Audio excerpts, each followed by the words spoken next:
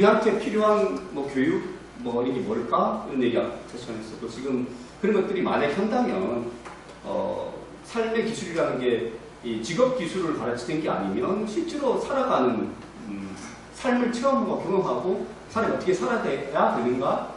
어떻게 살아야 내 삶에 의미 있을까? 어떻게 하면 내가 학교에서 배운 거 말고라도 사람들한테 존귀하게 인정받을 수 있을까? 나도 뭐라도 해보고 싶다. 이런 마음을 갖게 할 수 있을까? 뭐 그런 걸로 애들하고 마을살이를 해보는 거 이런 걸 말씀드린 거고요. 뭐 어렵게 얘기하면 이제 미래교육, 4차 산업혁명 시대의 창의 융합적인 인계를 기르기 위해서 비판적 사고 능력을 갖고 의사통을 가진 문제를 능력이 있었는데 그렇게 말할 수 있죠.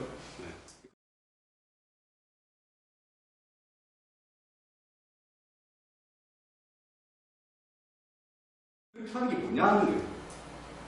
이걸 하기 위해서 수업 시간에 이렇게 막 해주는 걸 할 수 있느냐? 거죠. 그래서 이게 제도적인 얘기 좀 드리고 마무리하겠습니다. 이렇게 창의융합적인 교육을 하려면 실제로 이런 것들이 이제 많이 필요합니다.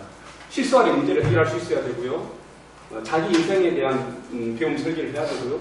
그래서 내가 배운 걸 포트폴리오로 관리를 해서 선생님들은 지역 사회와 연계시킨 교육과정을 만들어서 수업을 해야 되는 거죠. 이게 이제 교육부가 생각하는 앞으로의 우리 교육입니다. 그 앞으로의 교육이 일반고는 좀 아직 거리가 있겠지만 아까 말씀드린 것처럼 오히려 푸르금 청소학교이기 때문에 가능성은 더 열려 있을 수 있다. 삶에 더 가까이 있으니까. 애들 입시에 막 매달리는 것도 아닌 것도 좀 있습니다. 부모들도 없고 청소년들도 많고. 그런데 이 많은 걸 해야 된다는 거죠. 하려면. 선생님들이 반발을 해요. 우리가 이거 어떻게 다 해요. 그래서 문제가 좀 커지고 있습니다. 그런 것 같고요.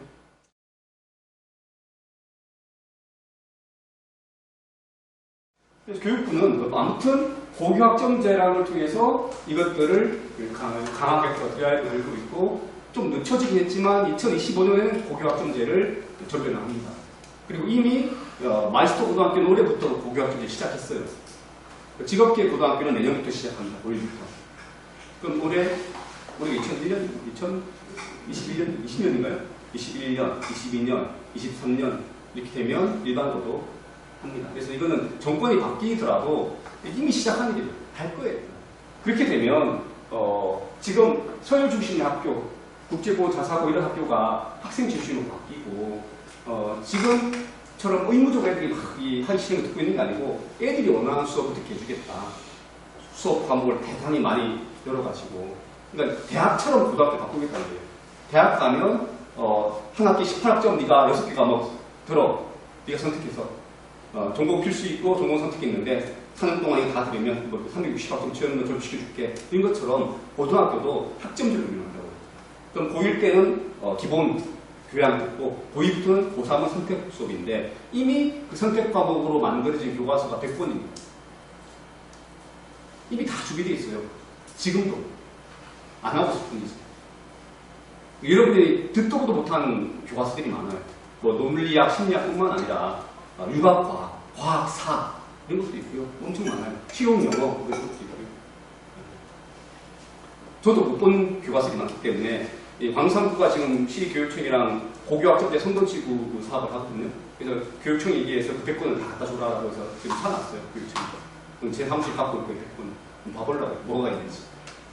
여러분 학교에서도 제가 볼 때는 100권을 다 쌓아놓고 한 번씩 봐보시면 좋을 것 같아요. 이미 준비 다 돼 있다. 교육부는. 제도가 많은 건 아무것도 없어요. 근데 그렇게 되면 학생은 스스로 진로를 설계해서 삶의 주체로 성장하는 자기주도적 학습자가 되게 하겠다는 거고, 교사는 전문성과 자율성을 기반으로 학생의 성장을 지원하는 학습 조력자가 되게 하겠다. 그러니까 좀 아주 혁명적인 얘기거든요. 학생들이 자기주도적 학습자가 되는 건 좋은 건데 더 나아가면 그냥 좋은 게 아니고 이걸 못 해버리면 엄청 큰 문제가 벌어질 거예요. 지금 이제 특히나 코로나 때문이라도 자기 스스로 공부할 능력이 없어버리면 못 따라간다고요. 억지시킬 게 아니기 때문에. 그리고 애들이 공부하는 거니까 교사들은 이제는 이런 강의하는 게 교과목 수업이 중심이 아니고 학습 조력자회를 한다고 교부가 얘기한다고요. 애들이 수업을 할 수 있게 설계를 해주고 지역사회 연계시켜서 교육 과정을 만들어내고 그걸 할 수 있도록 넌 도와주는 거야. 교사 역할은 도와주는 거야. 라고 방향이 바뀌었다고요.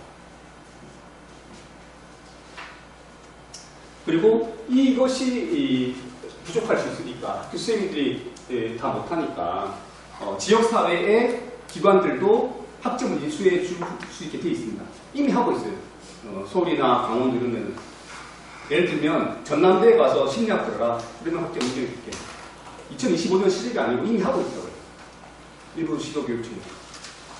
뿐만 아니라 아까 말씀드렸던 아까 초소 작업장 있잖아요. 거기가 바리스타 교육을 해. 그럼 바리스타 교육을 학점을 교육청 인정만 해주면 지금 당장 가서 배울 수 있어요. 대학만이 아니라. 그러면 여러분들이 대학교육을 설계하실 때 물론 지금은 직업교육으로 5개의 과목을 연습하고 있지만 굳이 안 해도 돼요. 또는 여기서 기본적인 가르치고 아예 커피숍에 보내가지고 커피숍을 작업장으로 학습장으로 인정받게 해서 그 학점까지 할 수도 있어요. 교육청 회비를 잘 하시면. 근데 학교가 안 하려고 하는 뿐이에요. 그러면 그 누가 왔다 갔다 할 것이며 잘아버지 누가 체크할 것이며 수업은 할 수 있는데 평가를 누가 하냐고. 현재로는 시험 어떻게 칠 것이며 이런 게 엄청난 일이 생기는 거고 귀찮은 거고 안 해서 욕 안 하는 건 다 없는 거거든요. 하려고 할 수 있어요. 지금도. 근데 학교가 안 하는 이유가 되는 건 뭐가 있냐면 입시 제도입니다. 그렇게 해서 대학 갈 수 있어야 문제 생기는 거죠. 그것도 바뀔 거예요. 바꾸고 있고. 근데 그 많은 어떻게 가해? 라고 하는 부분에 대해서 이 프랑스 자크 랑시에르라는 철학자가 있는데 그 사람이 쓴 책 중에 무지한 스승이라는 책이 있어요. 무식한 스승. 무지한 스승에 나오는 얘기 중 하나예요. 이제까지의 제도교육은 교사가 설명하지 않으면 학생들이 알지 못하는 흔히 말하는 주입식 교육이었죠. 근데 주입식 교육은 교사가 알고 있는 거를 애들한테 가르치니까 교사가 아는 바운더리 안에서 애들이 갇히는 거예요. 그러니까 이런 데에는 공부를 누가 해요?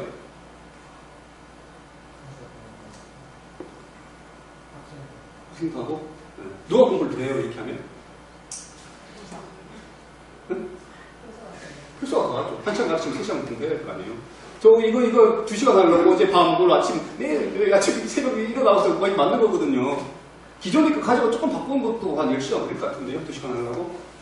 여러분들이 공부하고 내가 가르치고 여러분이 배우고 있지만 실제로 여러분이 배운 거는 아주 국수수고 공부는 내가 했다고요. 그런데 우선 좀 바꿔. 이 공부가 아니야. 이건 내가 공부한 건 아니라는 거예요.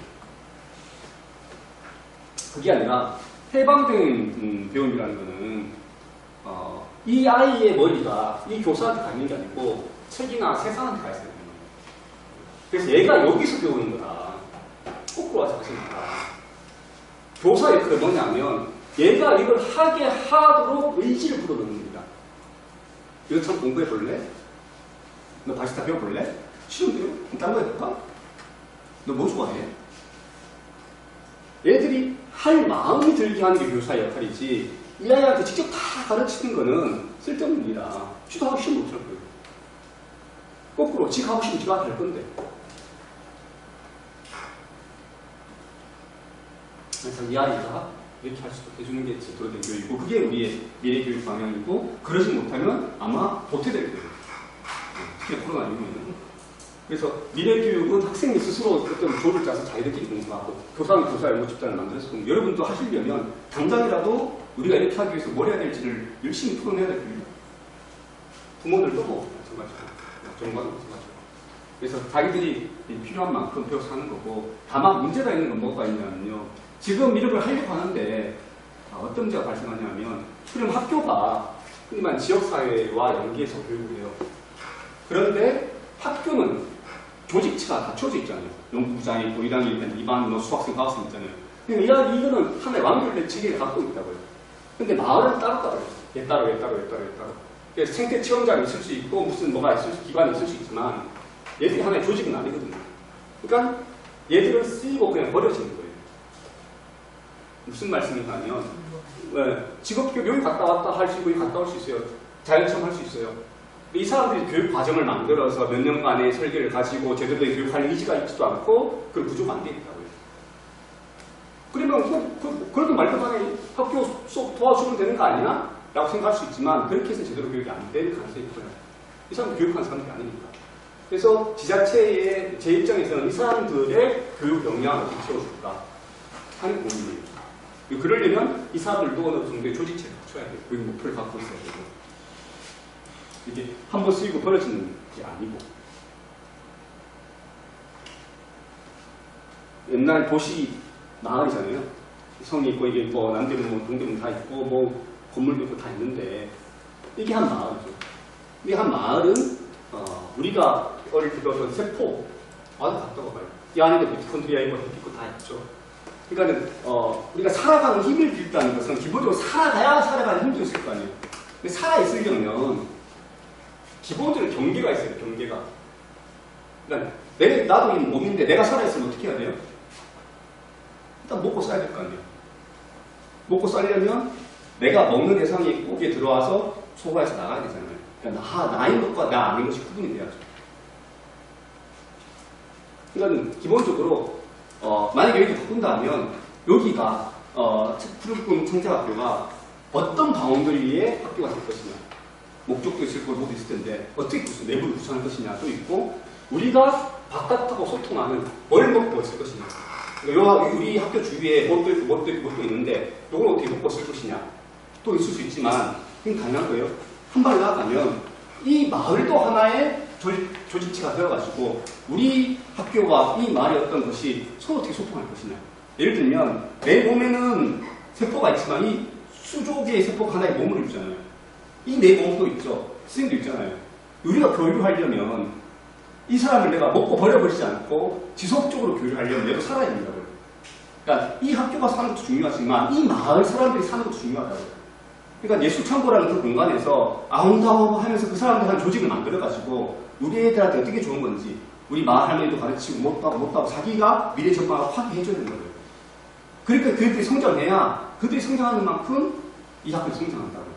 그 성장 과정을 아이들이 가야 되고 그거를 성장시키는 사람이 아이들이면 더 좋고 선생님이 가는 게 아니고, 이 아이들이 동아리 만들어가지고 야 우리 마을에 할머니 할아버지 찾아가서 전등 그려주는 동아리야. 우리 동아리는 그런 선배가 3년 4년 5년 하면서 후배들을 키우고 선생님이 다 하는 게 아니고, 그럼 그 조직은 그 조직 나름의 생명을 갖는 거고, 그런 조직들 미토콘드리아 하나 뭐 하나 소포치 하나 이런 것들을 만들어가는 학교일 수도 있다. 이 아이들도 아이들 나름의 조직을 만들어서 그 다음이 나오고 그 다음 새끼가 오고 그 다음 새끼가 오고. 그래서 교육청은 지자체와 함께 교육협력센터를 만들어서 마을 학교도 열고 교사관도 열고 이런 기관을 조직해서 가지를 하자. 이게 지금 교육 내용이거든요. 여러분들만 하는 게 아니고 그게 큰 교육 방향이고 그 방향을 가고 있어요. 이게 개별로 하니까 이걸 엮어주는 센터를 만들고 있고, 뿐만 아니라 동주민자치회도 동네에서 교육자치를 만들려고 얘기해요. 말씀드린 대로 이 동네의 교육 문제를 그 마을 주민 함께 해결하자고 모이는 조직이 있어야 된다는 거예요. 한 해 계획이 나와야 되고. 힘드시죠? 2시간 동안 듣고 있으려니까. 그래갖고 이렇게 신가마을에서 일하다가 끝나고 제가 광산교육청에 지금 들어가 있잖아요. 광산교육청이 아니고 광산구청에 들어가서 교육협력과니까 이런 교육협력 사업을 하는데 이제 10월 1일 되면 2년이죠. 2년이 되는데 2년 되는 얘기는 작년에 이제 했다는 얘기고, 작년 가서 한 게 뭐였냐면 첨단 이동 아시죠? 첨단 가면 LC타워 있고 이쪽에 전자공고 뭐 남부대 있고, 그 남부대에서 LC타워까지 길이 쭉 있잖아요. 그러니까 이 쌍방이 6차선 정도 되거든요. 남부대에서 LC타워까지 길을 막아버리고 거기에서 동네 축제를 열었어요. 이 부스가 저까지 가요. 끝에서 끝이 안 보일 만큼 부스만 60개 하고 그 부스에 동네에 있는 공방들 뭐들 다 나오라 그러고 동중자치 총회 이 설문조사도 하고 그 학교 인근에 학교가 11개가 있거든요. 11학교 가려서 교장도 한번 보시고 이 축제 준비도 하고 그래서 학교에서 뭔가 축제 주민들한테 의견 제시한 것도 하고 한쪽으로 했는데요. 그냥 비가 오긴 했지만 참 재밌게 했어요. 이 동네에 있는 농악대가 이제 축제 이게 불판에 끝나고 다 이게 시행하는 그런 장면인데 한번 이제 구청에 들어갔으니까 신가동 조그만 마을 축제를 좀 크게 한번 해본 거거든요. 이게 때가 세계 수영대회 할 때라 수영대 마실 상점에서 재밌었어요. 그때 발바닥에 불이 나가지고 저는 힘들었지만 뭐 욕도 많이 먹긴 했지만 왜 이렇게 일 걸리냐고 구청에서는 했지만 아무튼 동네 사람들도 참 좋아가지고 했었고요. 하기에 따라서는 아까 말씀드린 조그만 모임도 할 수도 있고 그 모임을 일부러 크게 한번 해볼 수도 있고 그 일을 마을이 주도할 수도 있고 학교가 주도할 수도 있다. 그런데 그 과정에서 아마 아이들은 많이 성장할 거다. 그리고 아이들이 성장하는 만큼 선생님들도 성장할 거다. 만약에 풀급 청량학교가 아이들한테 직업 기술만 가르치는 학교가 아니면 뭘 가르칠까?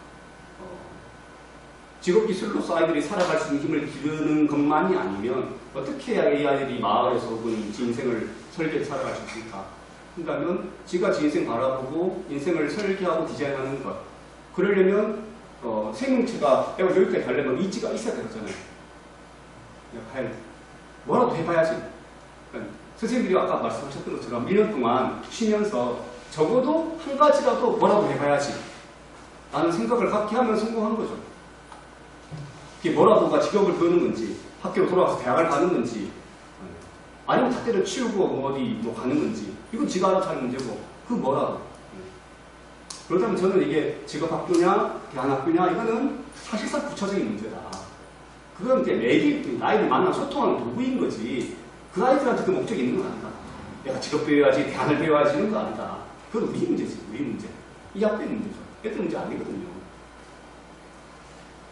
아무튼 그래도 이후에 또한 조직으로 목적이 있고 방향이 있어야 되는 거니까 그건 잘 결정하셔서 하면 좋겠습니다. 2시간 가겠습니다.